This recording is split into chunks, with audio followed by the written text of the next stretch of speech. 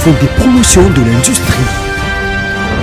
Votre partenaire privilégié pour la réussite de vos projets.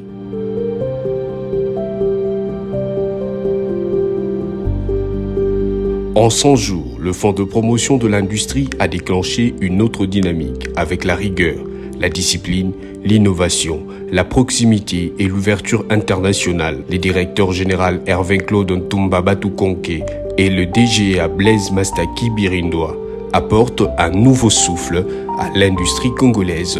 La nomination de ce binôme en juillet dernier par le président de la République Félix-Antoine Tshisekedi Tshilombo est un choix judicieux pour l'économie nationale.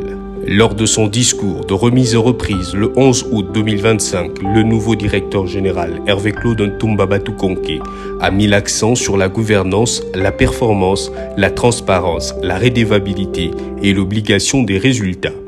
L'heure est venue pour un changement de cap stratégique. Les fonds de promotion de l'industrie que nous voulons faire progresser ensemble ne sera pas simplement un instrument de financement. Il deviendra une institution de développement robuste, moderne et centrée sur la performance, l'impact et l'efficacité.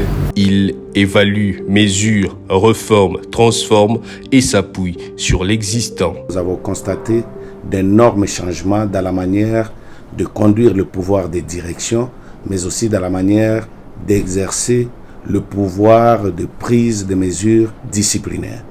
Nous avons remarqué d'abord qu'il a implémenté une gestion de proximité. À ce jour, le DG connaît pratiquement tous les agents, quasiment tous les agents par leur nom. Il est donc en mesure de connaître les problèmes sociaux des travailleurs. En ce qui concerne, par exemple, le respect de la discipline sur l'horaire de travail, lui-même, monsieur le DG, avec son adjoint, ils arrivent au lieu de travail tous les jours pratiquement à 7 heures du matin et quittent parmi les tout derniers. Le recouvrement des créances devient une priorité pour restaurer la confiance, augmenter la capacité des financements et recycler chaque franc remboursé en soutenant d'autres industries. Au cours de ces 100 derniers jours, je crois que les bases sont déjà solidement jetées. Vous avez vu que plusieurs missions de due diligence à travers le monde, en Afrique et même aux États-Unis, sont organisées pour prendre des contacts avec des partenaires afin de conclure des partenariats durables et crédibles. Et dans les jours à venir, je crois que le FPI pourra finalement se positionner comme une institution financière de référence et contribuer réellement à l'industrialisation de notre pays. La digitalisation de l'institution est un autre chantier qui retient l'attention de la nouvelle équipe. Grâce à la collaboration avec la firme tunisienne SIGA, le traitement des dossiers, l'octroi de prêts, la traçabilité de fonds et les différentes opérations seront bientôt automatisées car la numérisation réduit les délais de traitement des dossiers et facilite la transparence. En termes d'un projet de digitalisation, la mobilisation de ressources à la fois financières et de ressources humaines est tellement importante. Et nous avions constaté qu'en ces 100 jours du nouveau comité, les choses se sont accélérées par rapport à la vision éclairée du nouveau management du FPI en termes de digitalisation, parce que cela s'inscrit vraiment dans son plan d'action et qui constitue parmi les éléments prioritaires de son œuvre ici au FPI. En 100 jours, le nouveau management a présenté un plan d'action triennal 2026-2028. Ces plans est une boussole pour l'efficacité des financements, la création des chaînes de valeur locales, la prise de participation dans les entreprises et l'alignement du Fonds de promotion de l'industrie aux standards internationaux de gouvernance. Il a aussitôt communiqué ses priorités que nous avons reflétées dans le plan triennal qui ont concerné plusieurs axes, notamment l'axe de la gouvernance, où, comme vous le savez, des réformes importantes vont concerner l'entreprise au niveau de la politique de gestion des ressources humaines, où le mérite sera remis au centre de cette politique. Il y a également des réformes au niveau de l'organisation même de la fonction technique qui va aboutir à la réalisation d'équipes de travail communes, pluridisciplinaires pour l'analyse des projets.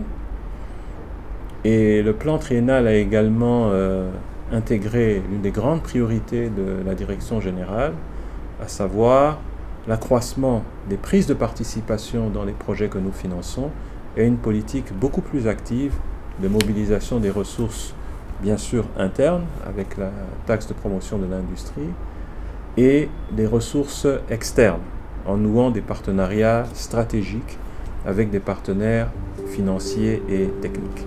C'est pourquoi le FPI a approché la Société financière internationale et la Banque africaine de développement pour le cofinancement de projets. On a pu voir aussi avec lui la possibilité de supporter le fonds sur deux volets importants. Il y a le volet, je dirais, souverain pour abonder notamment le fonds, et il y a le volet non souverain, là où on peut aussi entrer, comme le fait le fonds en fait, pour supporter le secteur privé. De Kinshasa au Katanga, en passant par Kisangani, le Congo central et le Grand Kassai, le Fonds de promotion de l'industrie a été très actif sur le terrain.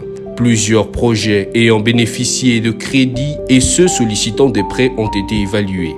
Certains sont arrivés à maturité et remboursent déjà, tandis que d'autres doivent remplir quelques conditions avant d'obtenir tout financement. Pour les DG Batou-Konké, aucune recommandation ou une interférence ne peut contraindre le FPI à financer qui que ce soit. À la suite des échanges que nous avons eus sur la réunion de prise de contact et entre les différentes directions, a eu déjà posé des actions importantes, notamment le renforcement des capacités de notre direction avec 4 unités supplémentaires, ce qui nous donne la rentabilité en ce qui concerne le travail à la direction.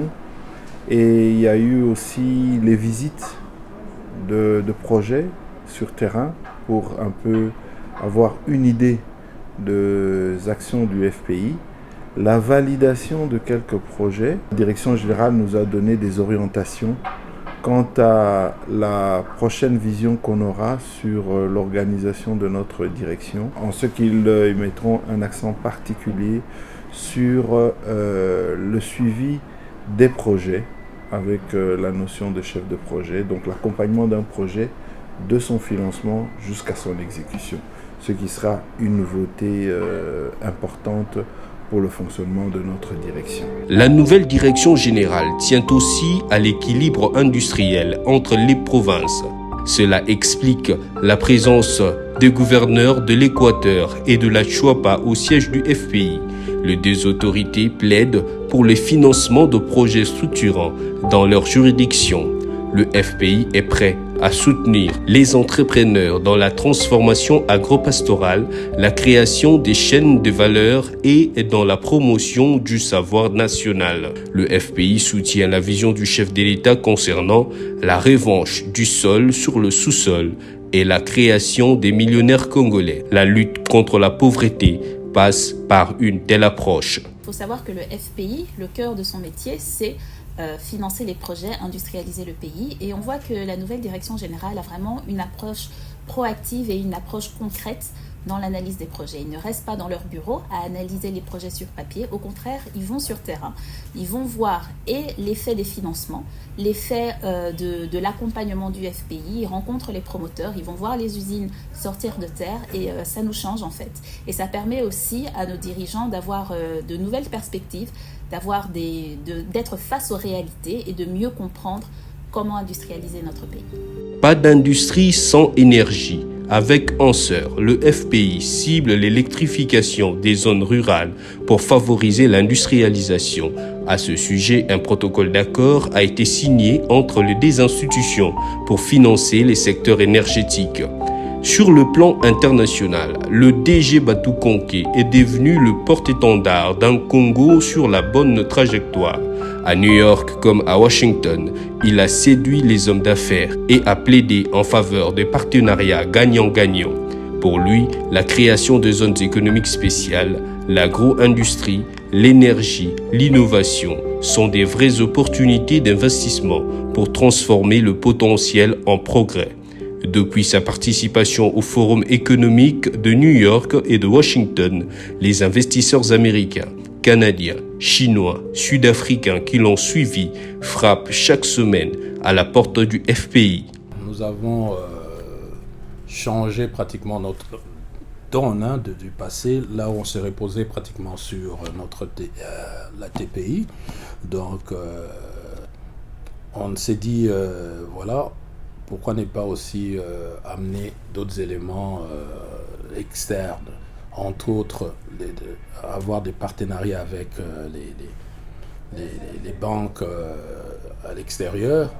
Deuxièmement, être capable d'amener les fonds externes pour pouvoir aller et investir dans des projets d'impact social. Durant ces 100 premiers jours, on a vraiment observé une nette amélioration et transformation de notre environnement de travail. Aujourd'hui, je peux dire que ce n'est pas qu'un changement esthétique, c'est beaucoup plus que ça, parce que l'aspect visuel d'une institution financière est très importante. Elle caractérise sa crédibilité, ses ambitions et ses valeurs. Donc aujourd'hui, lorsque nous recevons nos partenaires, nos visiteurs, nous sommes vraiment très fiers de les recevoir dans nos locaux. Et à travers cette fierté, on peut déjà voir aussi la direction que l'FPI est en train de prendre aujourd'hui. La zone économique spéciale de Kinmalebo à Kinshasa a contacté le FPI pour un crédit, mais aussi pour une prise de participation. Une proposition qui rejoint l'ambition du DG Batou Konké, qui a effectué récemment une descente dans la commune de Lansele pour évaluer l'état d'avancement de travaux. La firme Aris RDC, qui développe et aménage le site, a réalisé 80% de travaux et plusieurs entreprises s'y installent déjà, comme l'affirme le directeur général Romain Deniel. Le Fonds pour la promotion de l'industrie, comme le dit son nom, est censé appuyer l'industrialisation de la RDC dans son ensemble. Dans le cadre de ce projet-là, il s'agit de Kinshasa. Nous pensons qu'il peut y avoir des ponts et des partenariats stratégiques à établir justement dans le cadre de la création de cet écosystème industriel où nous sommes développeurs et nous mettons en place les infrastructures de base, mais où les industries qui viennent s'installer ont aussi des besoins de financement. Et donc ces partenariats à plusieurs niveaux peuvent être établis avec le Fonds pour la promotion de l'industrie.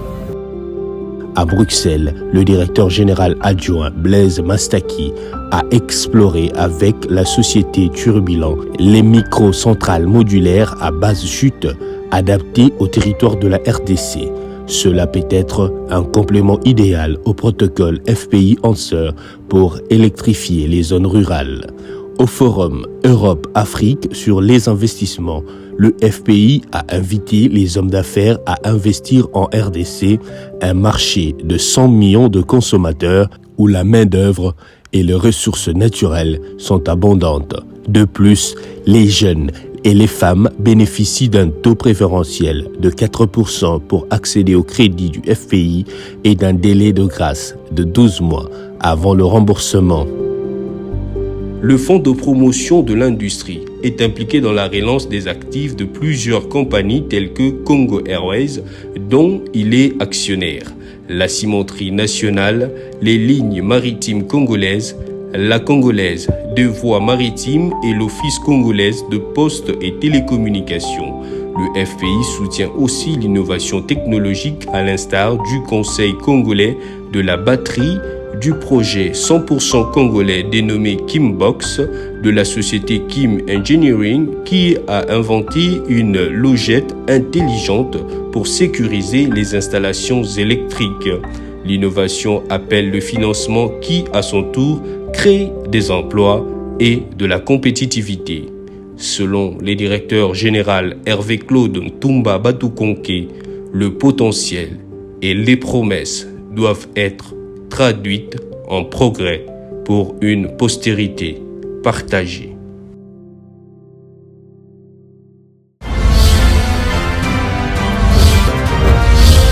Fonds de promotion de l'industrie. Votre partenaire privilégié pour la réussite de vos projets.